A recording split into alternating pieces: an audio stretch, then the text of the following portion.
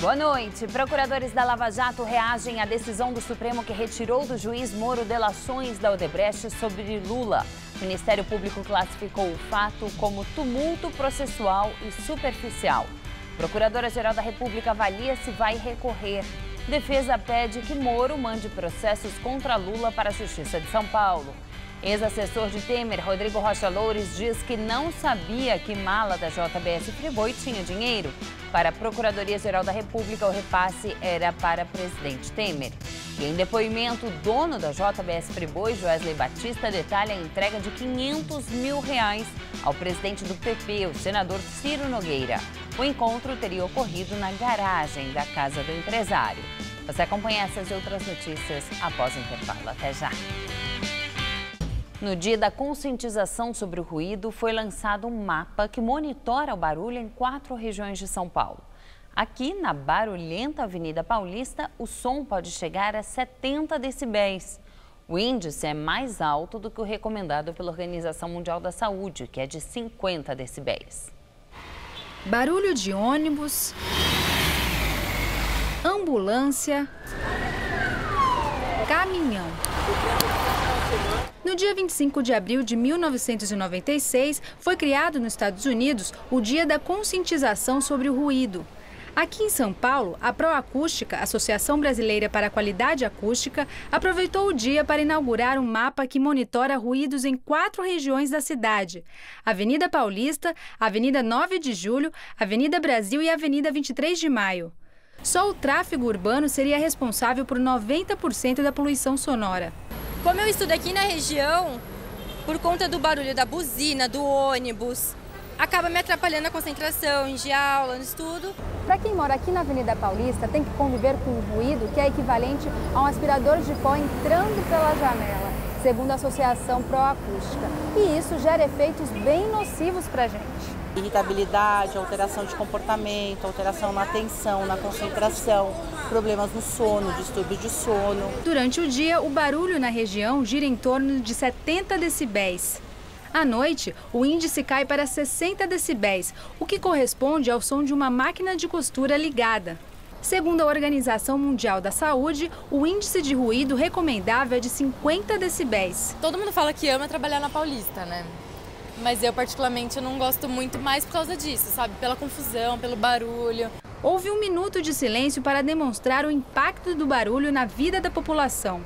Desde 2016, a Prefeitura de São Paulo criou a Lei do Psil, que fiscaliza estabelecimentos comerciais, industriais, bailes funk e instituições de ensino para tentar combater a poluição sonora.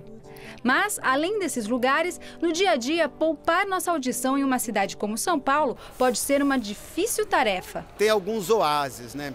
O mapa vai ajudar em torno de praças, em torno com prédios voltados para os seus dormitórios, para os seus interiores. Você vai descobrir verdadeiros oásis dentro desse inferno que é a cidade.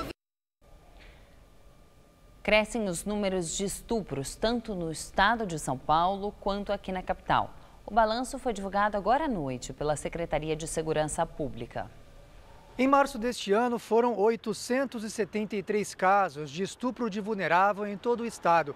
Em fevereiro, no mês anterior, haviam sido 699 casos. Já na comparação com março do ano passado, foram 640 casos naquele mês e isso resultou num aumento de 36%. Já na capital paulista, esse mesmo crime, estupro de vulnerável, foram 166 casos no mês de março desse ano, contra 151 em fevereiro. Já na comparação com março do ano passado, foram 137 casos e aí resultou num aumento de 21%.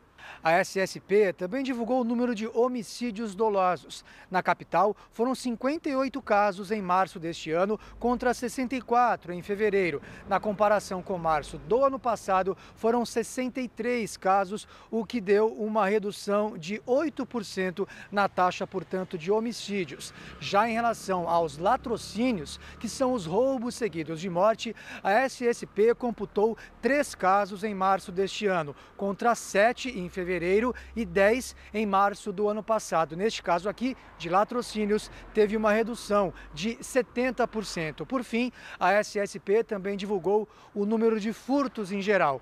Em março, foram 15.895 casos, contra 22.852 em fevereiro. Mês do Carnaval, portanto, teve aí esse aumento. Já na comparação com março do ano passado, quando foram verificados 18.006 casos, houve uma redução de 11,17%. 18 pessoas foram presas em operação contra a maior milícia do Rio de Janeiro. A polícia calcula que o grupo criminoso fature 300 milhões de reais por ano. Nesta manhã, a Polícia Civil agiu em Santa Cruz, na zona oeste do Rio, contra a maior milícia da cidade, a Liga da Justiça. Segundo o Departamento de Transportes Rodoviários, 25 veículos foram apreendidos. 3 toneladas de produtos piratas também foram confiscados. O objetivo da operação é chegar em um dos chefes da milícia, o ECO, que fugiu durante outra ação policial no início do mês. E depois de encontrados novos projéteis no carro em que Marielle Franco e Anderson Gomes foram assassinados, um laudo pericial revelou que a vereadora morreu com 4 tiros agrupados do lado direito da cabeça. A constatação vai ajudar na análise da distância e a forma dos disparos pelos atiradores. Segundo a Globo News, os peritos retiraram um fragmento de bala da cabeça da vereadora, que agora será comparado com o material encontrado na segunda perícia feita ontem no veículo onde o crime aconteceu. A Justiça do Rio determinou a soltura de 137 das 159 pessoas presas numa festa que teria sido organizada por milicianos no início do mês.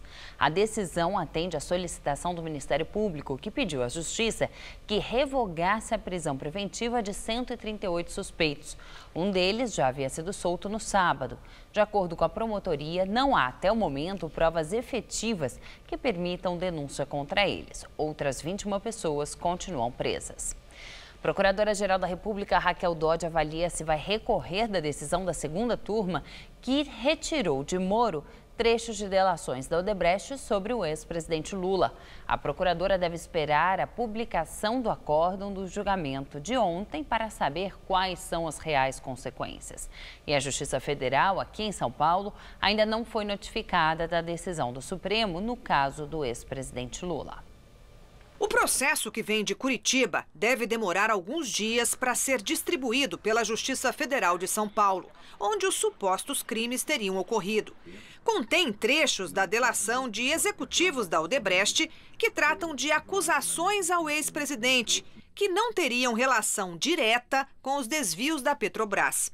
É o sistema eletrônico do Judiciário que vai sortear o juiz responsável pelo caso. As provas reunidas por Sérgio Moro podem ser compartilhadas com o magistrado que for designado em São Paulo, onde não há um só juiz que concentre os processos da Lava Jato, como acontece em Curitiba e no Rio. Além disso, o novo juiz pode refazer ou retificar os autos justificados por Moro, o que é mais comum. Na prática, a decisão da segunda turma do Supremo pode alterar o primeiro processo já julgado a que Lula responde. O raciocínio de que Sérgio Moro não seria o juiz natural, agora compartilhado por 3 dos 5 ministros, pode vir a ser aplicado também no caso do triplex, no qual o petista já cumpre pena. É isso que a defesa dele sustenta. Os advogados já recorreram aos tribunais superiores para pedir que todo o processo do apartamento em Guarujá seja anulado. Significa invalidar a sentença de Moro e também a condenação em segunda instância pelo Tribunal Regional Federal de Porto Alegre, que elevou a pena para 12 anos e 1 mês de prisão. O objetivo da defesa seria livrar Lula da lei da ficha limpa e garantir a legalidade da candidatura dele na disputa pela presidência da República neste ano. Os advogados pedem textualmente nos recursos que seja afastada qualquer situação de inelegibilidade. A defesa se baseia no fato de o juiz Sérgio Moro ter admitido na sentença que o dinheiro que a OAS recebeu nos contratos da Petrobras pode não ter sido o mesmo usado para pagar propina ao ex-presidente. Para Moro, não importa de onde a empreiteira tirou aquela determinada quantia, e sim que a reforma do triplex foi bancada em troca de contratos da Petrobras. Os advogados do ex-presidente Lula protocolaram uma petição solicitando que o juiz Sérgio Moro envie para a Justiça de São Paulo as ações penais referentes ao sítio de Atibaia e a compra de um terreno para o Instituto Lula. A petição foi entregue à Justiça do Paraná. A argumentação está baseada na decisão de ontem da segunda turma do Supremo Tribunal Federal, que tirou de Sérgio Moro alguns trechos da delação da Odebrecht que não estavam diretamente relacionadas à Petrobras. E a força-tarefa da Lava Jato em Curitiba reagiu e classificou a decisão da segunda turma do Supremo de tumulto processual e superficial. Em petição enviada ao juiz Sérgio Moro, os procuradores da Lava Jato defenderam que a decisão do STF evidentemente não impede que os mesmos colaboradores da Odebrecht sejam ouvidos sobre fatos relevantes para a instrução de outras investigações e ações penais, e que vários deles, aliás, já foram ouvidos na investigação que embasa esta ação sobre o sítio de Atibaia. Para o Ministério Público, os depoimentos foram colhidos seguindo-se todas as normas procedimentais e legais, não sendo em nada afetados pela decisão da segunda turma. O documento foi assinado pelos 13 procuradores da Força Tarefa que já denunciaram Lula 3 vezes. Eles afirmam que não se deve falar em falta de relação dos depoimentos com o caso da Petrobras. A vinculação dos fatos com propinas pagas no âmbito da Petrobras decorre de um amplo conjunto de provas dos colaboradores inseridos nos autos das investigações e ações penais que tramitam perante esse juízo. Tais provas foram, em grande parte, colhidas muito antes da colaboração da Odebrecht. Mais de uma vez, os procuradores ressaltaram que a decisão da segunda turma não fez análise profunda ou vertical da competência, até porque não foi sequer instaurada a investigação sobre os fatos perante o Supremo, que, aliás, não teria sequer competência. E agora o comentário de Josias de Souza, direto de Brasília. Marcado por suas idas e vindas, o Supremo tornou-se o epicentro de um fenômeno que corrói o prestígio da justiça brasileira, a insegurança jurídica. A Suprema Corte virou um ioiô. Ora joga a delação da Odebrecht sobre Lula para Sérgio Moro, ora manda o material para São Paulo. Num instante, aprova a prisão na segunda instância. No outro, ameaça rever a novidade. Afasta Eduardo Cunha do mandato e delega ao Senado a palavra final sobre o afastamento de Aécio Neves. Cede poder aos senadores e depois ressuscita Demóstenes Torres, devolvendo-lhe direitos políticos que o Senado havia cassado. Nesse vai e vem, o Supremo ioiô perde a própria supremacia. Poucas vezes o Brasil teve um Supremo tão desatento com suas responsabilidades institucionais. Há de tudo na Suprema Corte, de ministro reprovado em concurso para juiz até magistrado que mantém, veja você, negócio privado.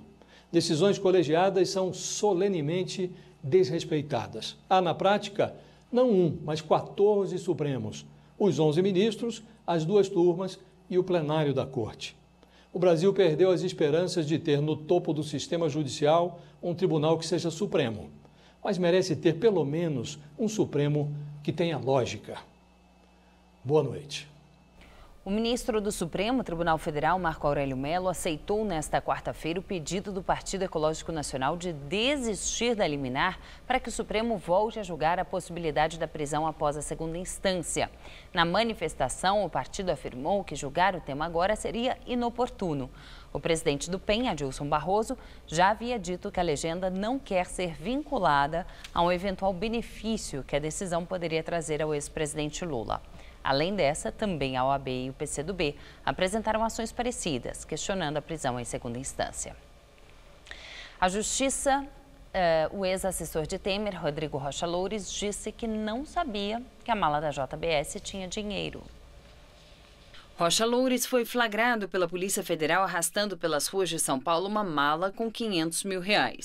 Em petição à Justiça, o ex-assessor especial de Temer afirmou que recebeu a mala do delator Ricardo Saldi, ex-executivo da JBS, sem saber qual era o conteúdo. Para a Procuradoria-Geral da República, o dinheiro seria destinado ao presidente da República, Michel Temer, que nega a acusação.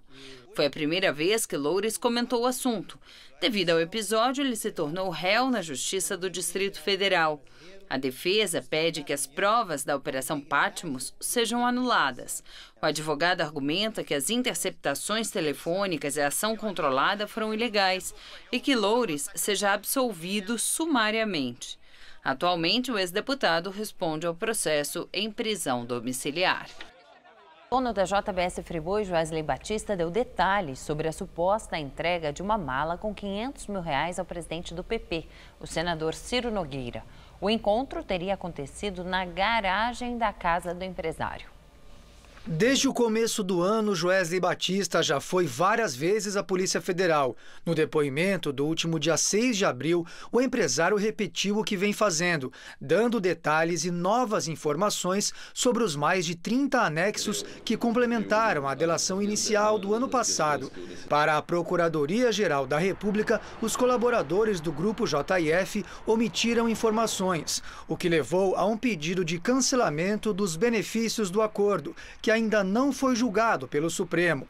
De acordo com a TV Globo, que teve acesso ao conteúdo do depoimento recente de Joesley, ele deu detalhes do que já tinha dito, que entregou R$500 mil em espécie ao presidente do Partido Progressista, o senador Ciro Nogueira. Segundo Joesley, a propina foi acertada no dia 17 de março do ano passado, entre 7 e 8 da noite, durante uma reunião com o próprio Ciro Nogueira e com o ex-executivo do grupo, Ricardo Saldi. O dono da JF disse que até gravou o diálogo para registrar as tratativas sobre os R$500 mil. De acordo com o delator, o dinheiro foi entregue a Ciro Nogueira dentro de uma mala na garagem da residência do próprio Joesley, aqui em São Paulo. O uso da mala é a mesma tática empregada com o assessor do presidente Michel Temer, Rodrigo Rocha Loures, flagrado saindo de uma pizzaria em São Paulo carregando uma mala com R$500 mil.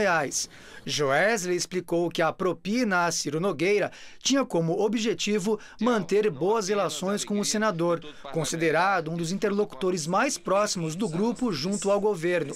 Ontem, Ciro Nogueira foi alvo de nova investigação na Lava Jato. Ele é suspeito de comprar o silêncio de uma testemunha, um ex-assessor dele.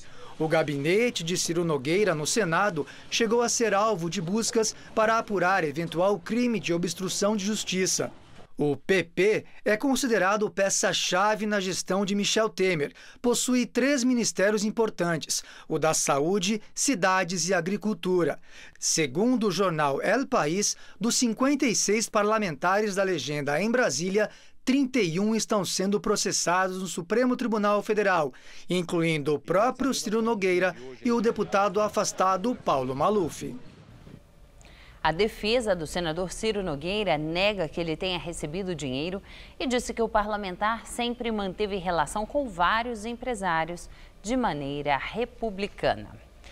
Ministro Edson Fachin, relator da Operação Lava Jato no Supremo Tribunal Federal, marcou para o dia 15 de maio o julgamento de uma ação penal contra o deputado federal Nelson Meurer, do PP. O deputado, que tem mais de 70 anos, é réu por corrupção passiva e lavagem de dinheiro.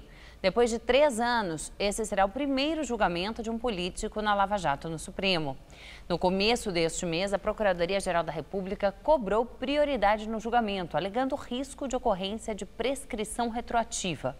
Meurer nega as acusações.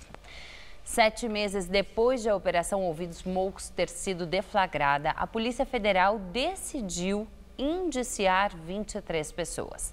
Entre elas, Micael Vieira de Lorenzi Cancelier, filho do reitor da Universidade Federal de Santa Catarina.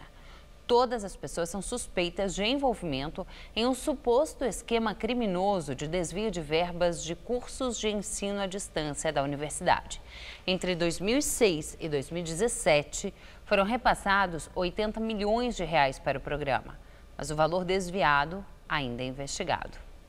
Segundo o relatório da Polícia Federal, o filho do reitor foi indiciado porque não soube explicar a origem de pouco mais de R$7 mil transferidos à conta dele. O reitor da universidade, Luiz Carlos Cancelheiro Olivo, chegou a ser preso com outras 6 pessoas e depois se suicidou.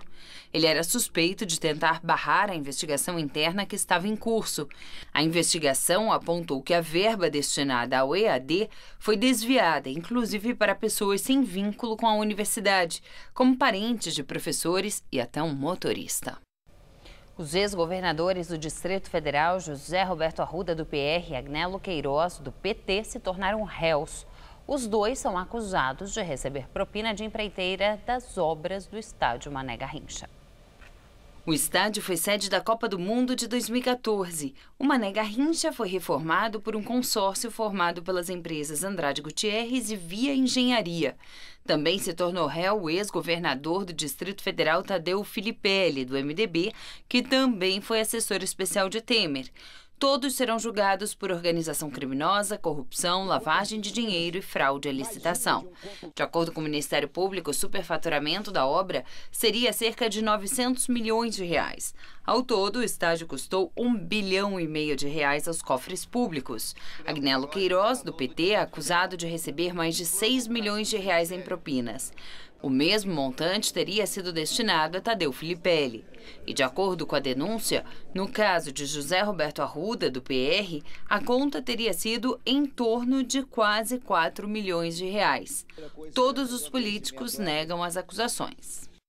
Uma semana antes do Supremo Tribunal Federal retomar o julgamento que discute foro privilegiado a políticos, o presidente Michel Temer se reuniu com o ministro Gilmar Mendes. A informação é da jornalista do G1, Andréa Sadi. O encontro foi ontem à noite no Palácio do Jaburu e durou 1h30. Não estava na agenda oficial. Mistério no centro de São Paulo. Parte da fachada do convento de São Francisco amanheceu pintada de bege. A tinta cobriu parte das pichações do santuário, que fica ao lado da Faculdade de Direito, na Rua Riachuelo. O problema é que o prédio centenário, que é tombado pelos Conselhos de Patrimônio Histórico Municipal e Estadual, só poderia receber qualquer tipo de intervenção depois da aprovação de um projeto de restauro. Em nota, o Frei Augusto Luiz Gabriel se disse surpreso e negou que a pintura tenha sido planejada pela administração. Uma câmera de segurança flagrou 2 homens uniformizados executando o serviço. A prefeitura afirma que a ordem não partiu de lá. O convento e santuário de São Francisco tem 370 anos. E agora à noite a prefeitura informou que vai apurar se as pessoas que aparecem nas imagens são de alguma empresa terceirizada ou se houve o uso indevido de uniformes da administração. Em resposta às declarações dos Estados Unidos e França, o governo do Irã disse que não aceita mudanças no acordo nuclear. O presidente iraniano Hassan Rouhani afirmou que enquanto os interesses do Irã estiverem garantidos pela União Europeia e outros 7 signatários, o país seguirá no acordo independente dos americanos. As últimas críticas do presidente Donald Trump, que chamou o acordo de ridículo e ineficiente, foram duramente rebatidas por diversos líderes mundiais, que expressaram apoio ao atual modelo. Na Alemanha, a chanceler Angela Merkel afirmou que ele não pode ser renegociado, mas sim ampliado caso o Irã concorde. A questão do programa nuclear iraniano foi o principal tema da visita oficial do presidente francês Emmanuel Macron a Washington. Em seu discurso no Congresso, o presidente francês afirmou que o Irã jamais terá armas nucleares e que uma vigilância dura e constante é a única opção para evitar uma guerra no Oriente Médio. O dólar subiu pelo 5º dia seguido e fechou cotado a R$ 3,48, maior valor desde junho de 2016. Em relação a ontem, a moeda americana valorizou 0,48%. Nas casas de câmbio, o dólar turismo em espécie já é negociado a R$ 3,70.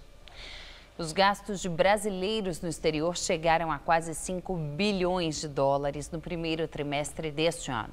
Segundo dados divulgados pelo Banco Central, houve um crescimento de 10% em relação aos primeiros 3 meses do ano passado.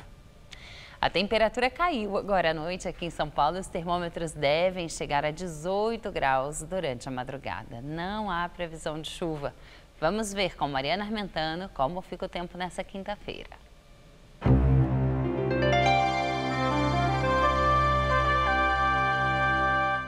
O calor continua nesses próximos dias, mas amanhã temos uma pequena mudança. Aqui na Grande São Paulo, na Baixada Santista e no Vale do Paraíba, pode chover assim de forma rápida e pontual entre a tarde e a noite.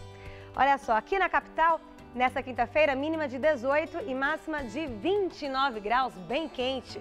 Aí na sexta o tempo volta a ficar firme com máxima de 28 e no sábado a máxima volta a bater nos 29 graus, com bastante sol por aqui. Contas do governo central têm o pior mês de março em 22 anos, com um rombo de 24 bilhões e 800 milhões de reais. O resultado reúne as contas do Tesouro Nacional, Previdência Social e Banco Central. Segundo a Secretaria do Tesouro Nacional, em 12 meses o déficit já chega a 119 bilhões de reais. Nós ficamos por aqui. A edição de hoje pode ser vista no site do Jornal da Gazeta. Uma boa noite para você. Até amanhã.